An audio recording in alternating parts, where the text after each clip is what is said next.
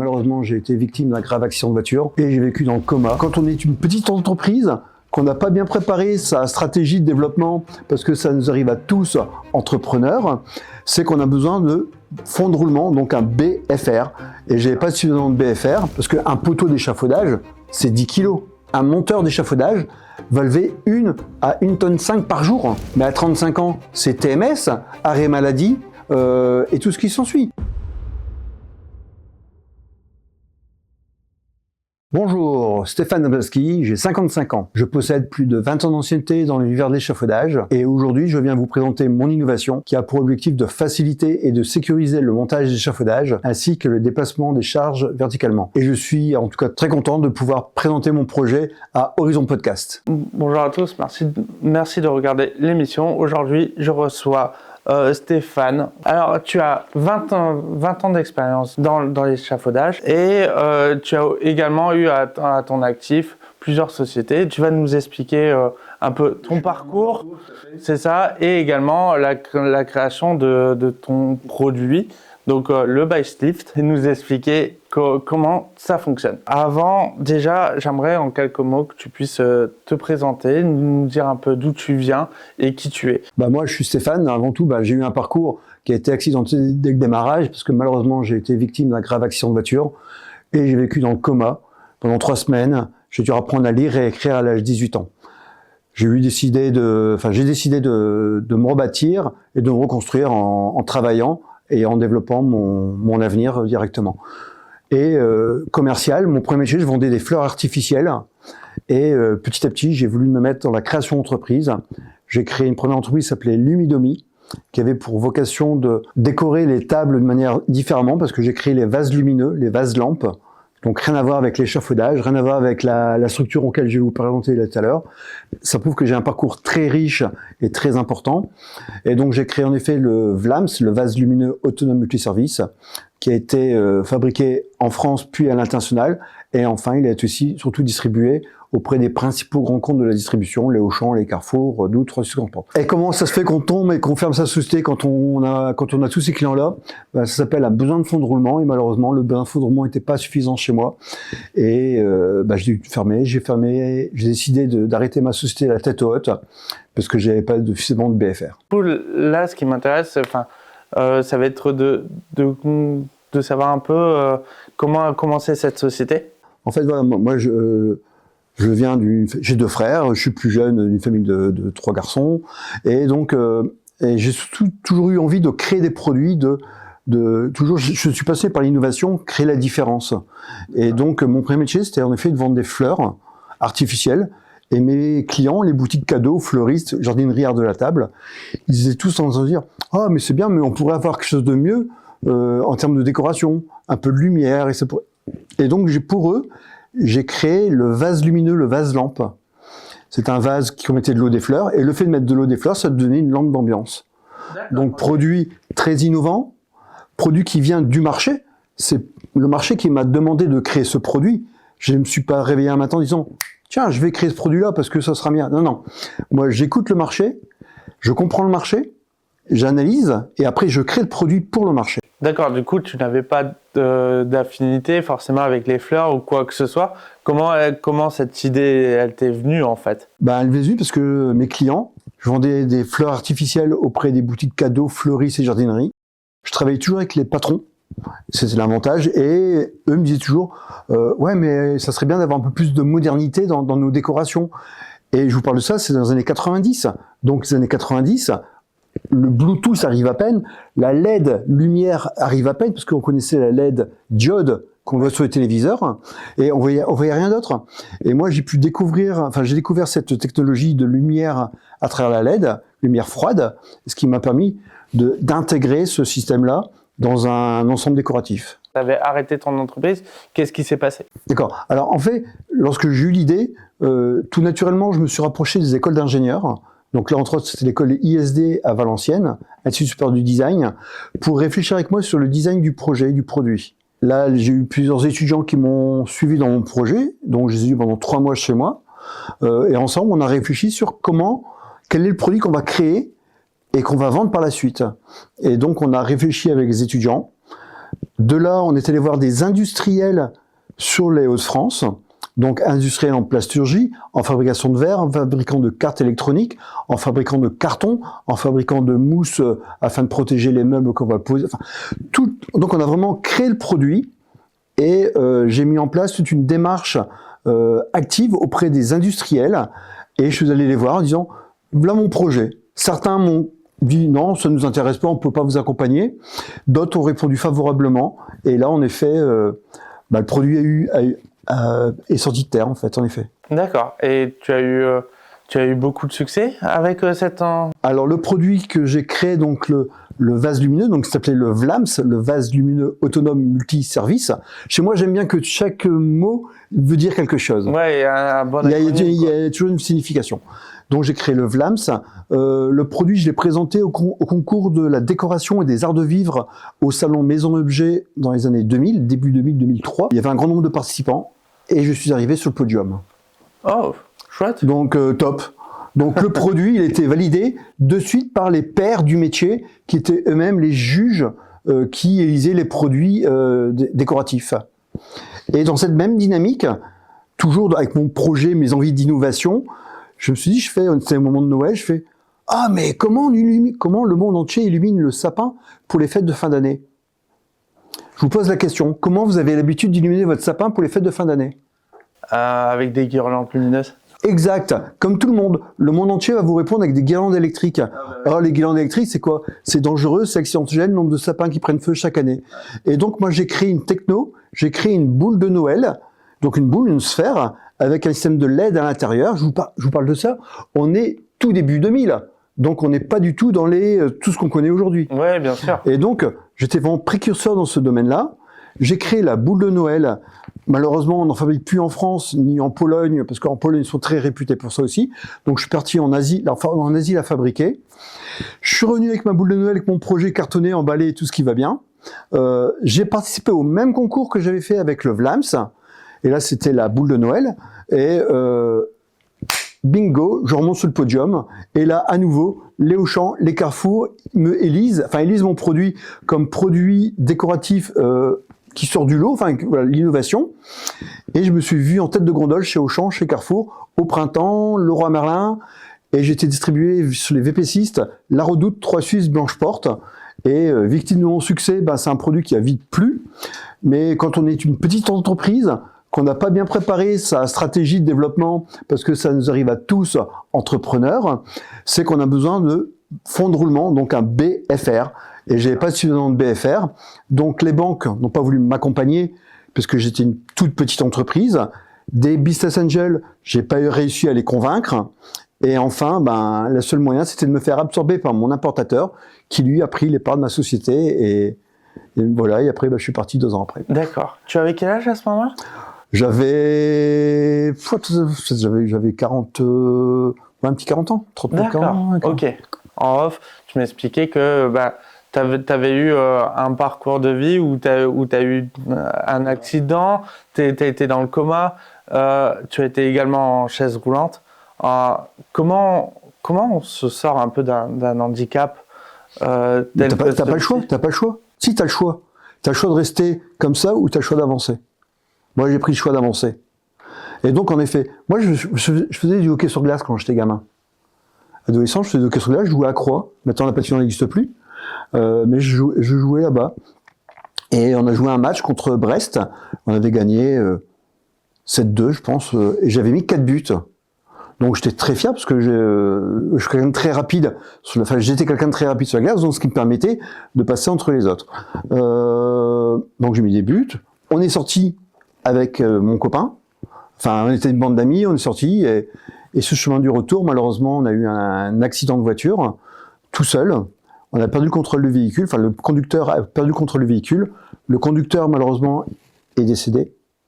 Et moi, je suis tombé 3 semaines en coma, où, à l'issue de ce coma, j'ai dû apprendre à lire, à écrire, et apprendre à vivre, en fait. Et j'ai eu la chance d'avoir une sphère familiale très importante.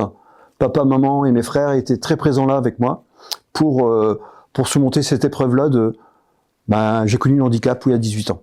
Mais aujourd'hui, j'ai 55 ans. Aujourd'hui, je fais 5 heures de sport par semaine et Et c'est moi qui ai décidé de prendre ma vie en main et de l'avancer. Est-ce que le côté entrepreneuriat, etc., provient de ce moment-là? Enfin, même depuis ta jeunesse, tout simplement? Alors dire que l'entrepreneuriat vient de ça, j'en sais pas. Tout ce que je sais, c'est que lorsque j'arrive pas à trouver ce que je veux, je trouve toujours une réponse à mon projet. Et aujourd'hui, j'ai une formation école de commerce qui me permet d'avoir ces bons réflexes entrepreneuriales et l'envie d'exister. Moi, j'ai besoin de vivre. J'ai besoin de dire ouais, mon produit est bien. Je reviens un peu sur mon expérience chez Lumidomi et Daisy Light, qui sont les boules de Noël. Je suis passé sur TF1 dans les coulisses de l'économie. Je suis passé sur France 3. Je suis passé sur France 2 Télématin 2 fois. J'ai une revue de presse exceptionnelle parce que j'ai fait des premières de couverture, parce que j'avais vraiment un projet innovant et qui a beaucoup plu au marché. Donc oui, j'ai eu beaucoup de médias qui ont parlé de mon projet parce que c'est un projet qui a fait du bruit. Tu as passé 20, comme on disait tout à l'heure, une vingtaine d'années dans le monde des échafaudages. Comment est-ce que ça s'est passé? Tu as fait combien d'entreprises? Enfin, explique-moi un peu en fait. Alors, en effet, par opportunité, j'ai pu rejoindre une entreprise d'échafaudage et ma vocation était de vendre du matériel d'échafaudage. Donc, je travaillais pour les fabricants qui fabriquent les échafaudages, donc c'est-à-dire les plateaux qu'on voit ici, les garde-corps, les échelles, les trappes, tous les accessoires qu'on a besoin pour monter l'échafaudage. Et donc, moi, je travaillais pour ces fabricants. Et mon métier était d'être commercial. Ma première fonction dans l'échafaudage, j'étais commercial. Et donc, je prospectais et je suivais des comptes clients sur une grande partie de la France. D'accord. Du coup, c'est pas toi qui étais dans les échafaudages pour aller monter ou quoi que ce soit. Mes clients, oui, c'était leur métier. Mes clients étaient tous les monteurs d'échafaudage, entreprises du BTP et de l'industrie, qui étaient, eux, contraints au montage d'échafaudage. À quel moment tu t'es dit, là, il y a quelque chose à faire et justement, tu as mis en exergue Alors, en fait, en place ton concept, en fait. Moi, j'ai plusieurs années, en effet, j'ai une grande expérience dans le monde de l'échafaudage, où ma fonction a toujours été de vendre du matériel d'échafaudage à des entreprises qui avaient besoin de le monter. À chaque rendez-vous que j'avais, ou à la plupart, j'avais toujours les mêmes remarques. Putain, il est 8 heures, il n'y a personne sur le chantier, encore une fois, pour monter l'échafaudage. Les gars, ils travaillent pour moi, c'est des salariés. Mais le problème, c'est que depuis la Covid, les gens, ils veulent plus faire des travaux compliqués. Ils veulent plus lever des tonnes de matériel, parce qu'on lève des tonnes de matériel. Parce qu'un poteau d'échafaudage, c'est 10 kilos. Donc c'est rien, mais c'est 10 kilos. Oui. Le nombre que vous vous déplacez par jour, un monteur d'échafaudage va lever 1 à 1,5 tonne par jour. Ah oui, effectivement, c'est... Imaginez son dos, imaginez ses poignets, imaginez comment il les faisait. Donc c'est bien, on le fait quand on est jeune, quand on a 25 ans. Mais à 35 ans, c'est TMS, arrêt maladie et tout ce qui s'ensuit. Et donc, fort de tout ce constat, moi j'ai décidé de réfléchir à comment on pouvait faire pour améliorer ce poste de travail, voire remplacer le poste de travail des monteurs d'échafaudage par de la mécanisation, des automatismes. Qu'est-ce qui t'a inspiré dans ce système? Enfin, tu t'es forcément inspiré de quelque chose déjà existant ou... Alors, en effet, j'ai regardé un peu, j'ai fait une étude de marché. Comme étant déjà sur le marché, l'étude de marché elle était faite parce que je connaissais un peu les environnements de ce qu'on utilisait pour monter l'échafaudage. Et aujourd'hui, qu'est-ce qu'on utilise? C'est soit, on a exemple un échafaudage de 10 étages, vous avez 10 personnes qui vont se faire le va-et-vient du matériel pour le monter au plus haut. Ah, mais ça veut dire qu'il y a 10 personnes qui se tapent une tonne... On est d'accord. Une tonne 5 chaque jour. On est d'accord. Donc il y a ça. Et après, quand ils ont besoin d'aller plus haut, souvent ce qu'on utilise, c'est des poulies et des cordes, et on les remonte comme ça en fait. Et ils avaient le matériel qui est suspendu et qui est accroché par un crochet, et donc on va venir le monter à l'étage souhaité. Mais c'est toujours à la main. Ouais, oui. C'est toujours la main. Et je vous invite à essayer à mettre des cordes, avec une corde, et à tirer comme ça des tonnes de matériel chaque jour. Vous allez voir que votre dos, il va vite crier.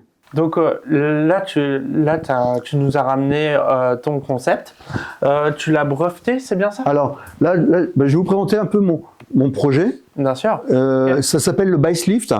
Base Lift qui veut dire Build Your Scaffolding and Safety. Et Lift, ça veut dire ascenseur, donc monter. Donc on va venir faciliter le montage des échafaudages. Ici, j'ai voulu représenter un échafaudage ou un bâtiment. Ok, donc ça fait pas partie ça fait pas partie du projet. Moi, ce que j'ai créé, c'est le principe.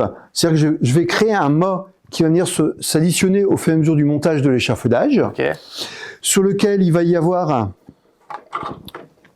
ici un système de puissance et de moteur pour pouvoir recevoir justement cette nacelle, une nacelle qui va déplacer 250 kg de matériel.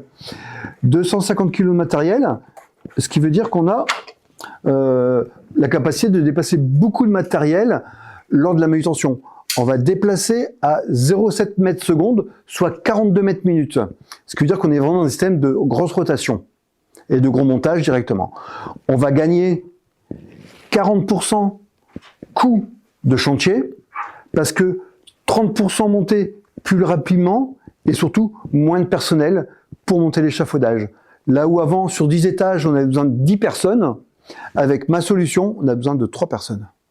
Ah ouais, effectivement. Ça n'a plus rien à voir. C'est la véritable révolution. Et ça fait partie des enjeux qui demandent à évoluer dans le métier, dans le poste de travail.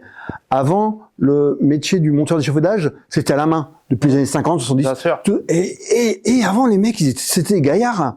Ils y allaient, de toute façon, ils avaient l'habitude. Mais comme maintenant, on va de plus en plus dans l'automatisation, mettre des robots partout pour assister le quotidien, ben en fait, moi, c'est ce que j'ai fait. J'ai créé un système mécanique avec de l'intelligence qui va permettre de faciliter le montage d'échafaudage afin de répondre à l'évolution du poste de travail des monteurs d'échafaudage. Ok. Oh, en fait, c'est peut-être un peu brut, mais je veux dire, c'est un monte-charge. C'est un monte-charge. C'est un monte-charge spécialement adapté pour faciliter le montage des échafaudages. Et comme je viens sur mon échafaudage, moi je suis ici sur l'échafaudage. Et là j'ai ma nacelle qui vient de monter et descendre parce que j'ai mon système qui monte et qui descend directement. D'accord, ok. L'avantage de mon système, c'est, moi il pivote vers la droite. Je peux le décharger, mon matériel que j'ai transporté directement. D'accord. Et l'autre avantage aussi, c'est que mon système permet de rentrer dans l'échafaudage. En rentrant dans l'échafaudage, ici ces portes vont être coulissantes. Et en rentrant dans l'échafaudage, je vais plus avoir de problème pour venir charger ma nacelle lorsque je dois mettre des pots de peinture. Pot de peinture, c'est 45-50 kg. Ouais, ouais. Et comme vous allez le décharger à 1 mètre de hauteur, vous n'allez pas abîmer votre dos parce que votre posture, elle est droite. Et moi, je vais descendre prendre mon pot de peinture, je me relève et je le mets sur ma nacelle. D'accord, ok. Donc ça, c'est vrai pour aussi bien les portes, les fenêtres, tout directement. Il faut quand même qu'il y ait une partie de l'échafaudage qui soit déjà construite. Alors, on peut pas la construire, on la construit pas de... Comme ce que je disais tout à l'heure, on facilite dans un premier temps le montage de l'échafaudage. Donc on va venir, comme un échafaudage se monte toujours à l'avancement. Moi, je suis au niveau 1. Pour le niveau 2, je dois déjà poser mon échafaudage au niveau 2, mais ça fait partie des us et habitudes du monde de l'échafaudage. Ce qui veut dire que je vais toujours être en sécurité pour monter l'échafaudage, je vais toujours être en sécurité et faire attention à l'utilisateur lors du chargement ou du déchargement de la nacelle, et c'est un système qui plaît déjà, parce que le produit, là je suis fier quand même de vous dire, c'est que à partir du 1er décembre, je vais avoir mon showroom qui va être ouvert. Donc à l'échelle 1, c'est déjà passé. Là, à l'heure d'aujourd'hui, le tournage, on n'y est pas encore, mais au moment de la diffusion, le showroom il sera déjà passé. Mais voilà. Mais bon, en tout cas, l'installation se fait début décembre. Et ce qui est aussi très intéressant, c'est qu'aujourd'hui, j'ai déjà des très grands comptes clients qui vont venir soit de Aix-en-Provence ou soit de Montpellier. On connaît peut-être de nom. Si vous aimez le rugby, vous devez connaître, c'est l'entreprise Altrad, parce que Altrad est le leader et fournisseur et sponsor officiel du 15 de France. Et Altrad, le directeur général David Coussy, avec une équipe de 15 personnes, viennent chez moi pour découvrir mon système, le Base Lift. avec une certaine grand intérêt, parce qu'ils m'ont déjà demandé une exclusivité pour distribuer mon produit. Donc, on est sur de la pure innovation, on est sur un produit qui répond aux enjeux de demain, on est sur une solution... Ah oui, je vous l'ai pas dit, j'ai fait le prix de la CARSAT. La CARSAT, c'est l'organisme, certes de la sécurité sociale, et aussi qui paie les retraites, mais c'est aussi un organisme d'État qui fait de la prévention sur les chantiers pour éviter les risques. Et en 2024, ils ont fait un concours pour chercher les produits les plus innovants pour baisser la pénibilité des ouvriers sur les chantiers. Nous étions 36 dans ma catégorie, et c'est moi qui l'ai gagné en 2024. Ah, j'avais pas de maquette, j'avais qu'un PowerPoint. Effectivement, vous avez,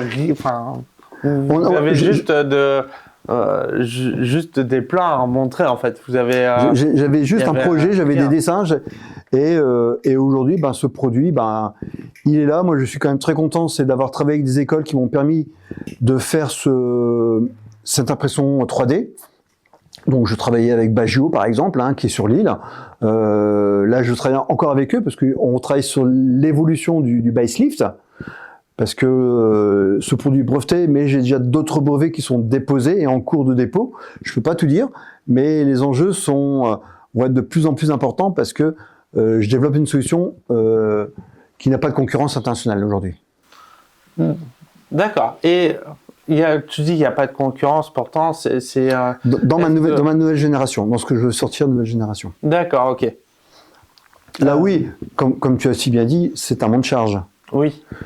Après les monte charge, je suis encore allé voir des clients parce que j'ai toujours besoin de rassurer et de me rassurer que le produit répond bien aux besoins du marché.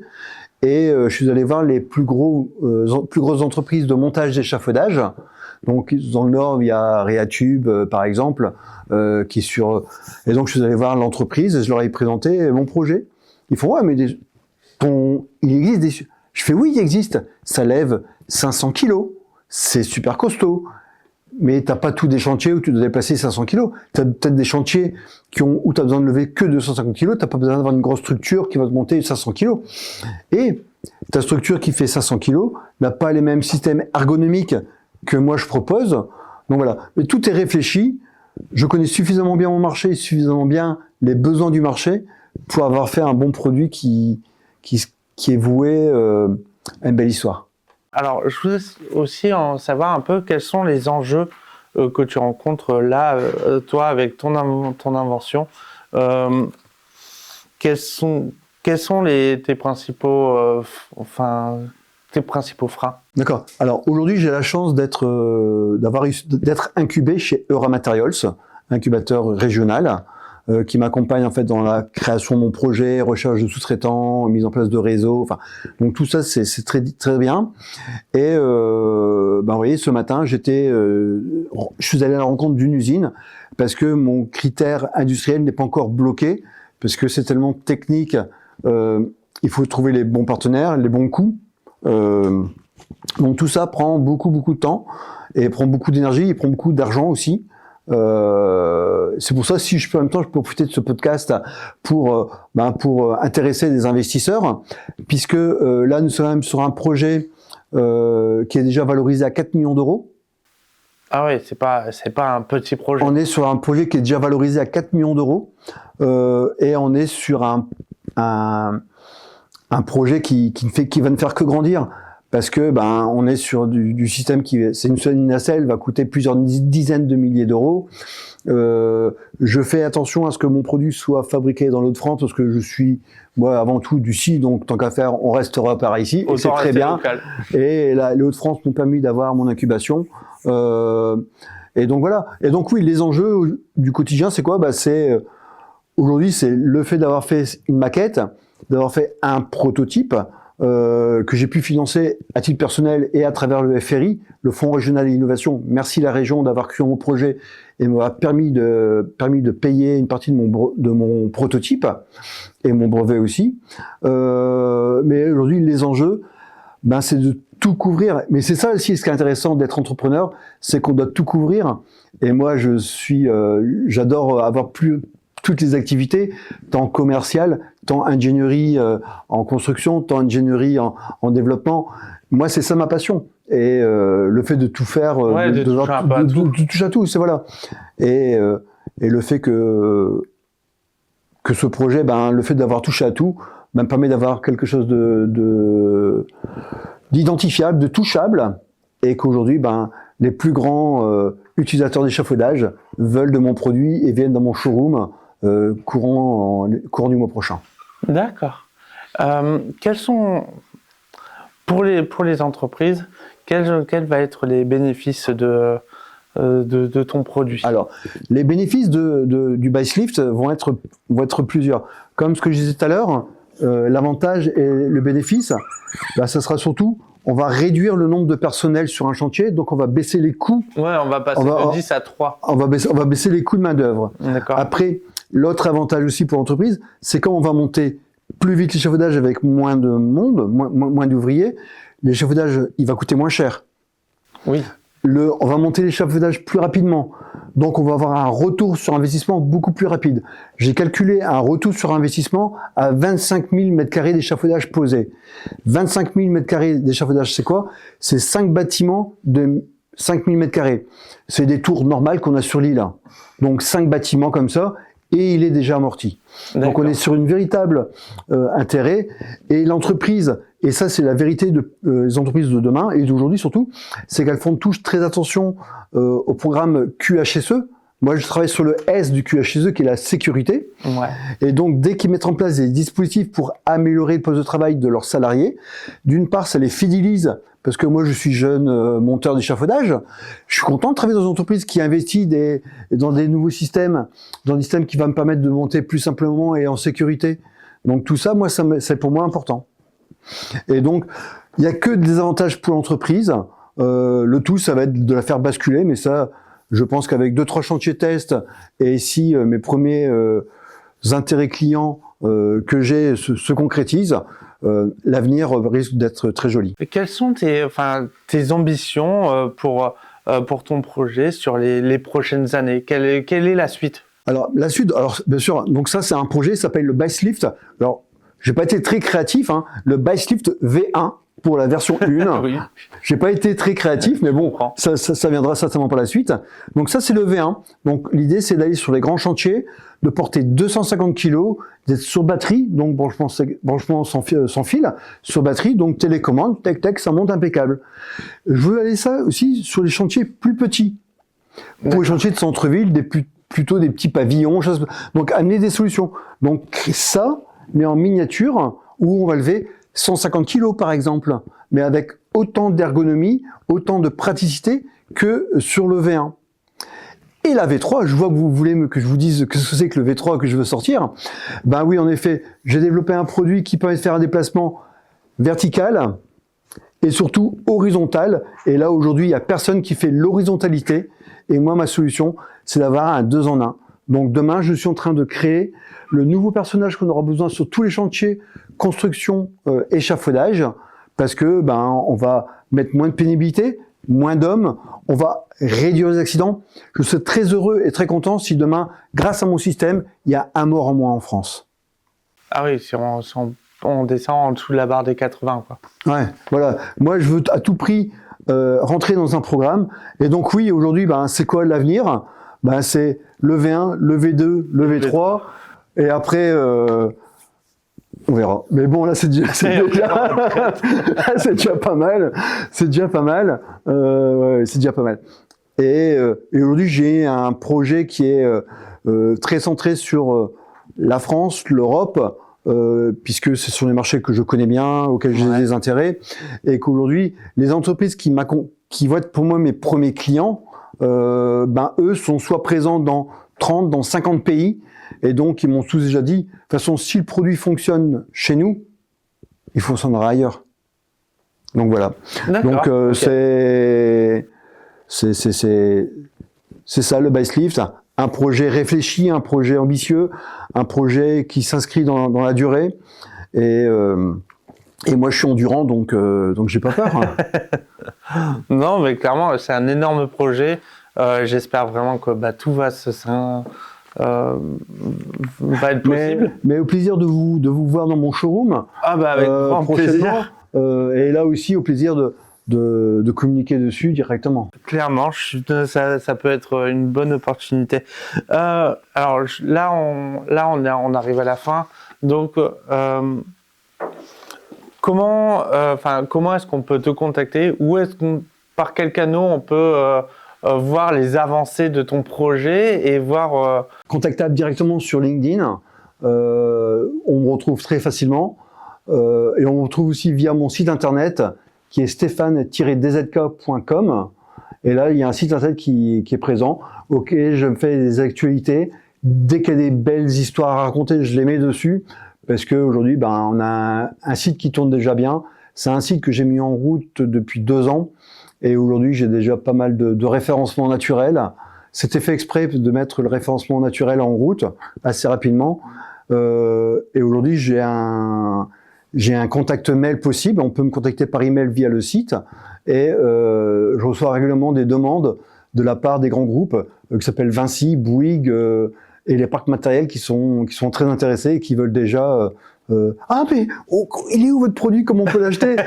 Donc je les appelle. Après c'est très valorisant. Ah, clairement. C'est très valorisant. Et je leur dis écoutez, là je suis en face de ceci, mais promis, suivez-moi façon sur LinkedIn. Je manquerai pas de vous faire voir là où j'en suis aujourd'hui.